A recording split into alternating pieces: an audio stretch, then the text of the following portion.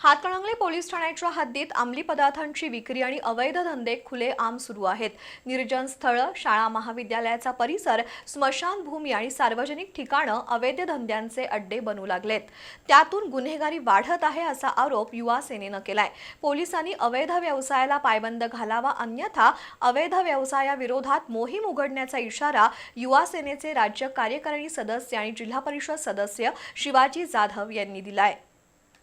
Hatkanangale police ठाण्याच्या हद्दीत गांजा, चरस, मेफेड्रोन इंजेक्शन यांसारखे अंमली पदार्थ सहजरित्या उपलब्ध होत आहेत।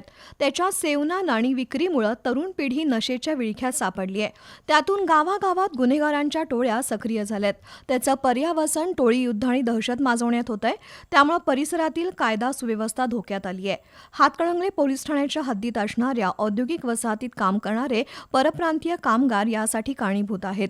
त्यामुळे पोलीस प्रशासनानं या बेकायदेशीर व्यवसायात सहभागी असणाऱ्यांच्या मुसक्या त्वरित आवळाव्यात अशी मागणी करण्यात आली आहे। युवा सेना कार्याध्यक्ष पूर्वेश सरनाईक यांच्या सूचनेनुसार अंमली पदार्थ विरोधी युवा स्क्वॉडची स्थापना करण्यात आली असून त्यावर युवा सैनिक नजर ठेवून आहेत। त्यामुळे पोलीस ठाण्याच्या हद्दीत मोहीम उघडून कडक कारवाई करावी, अन्यथा युवा सेना त्यांच्या स्टाईलनं धडा शिकवेल असा इशारा जिल्हा परिषद सदस्य शिवाजी जाधव यांनी दिला।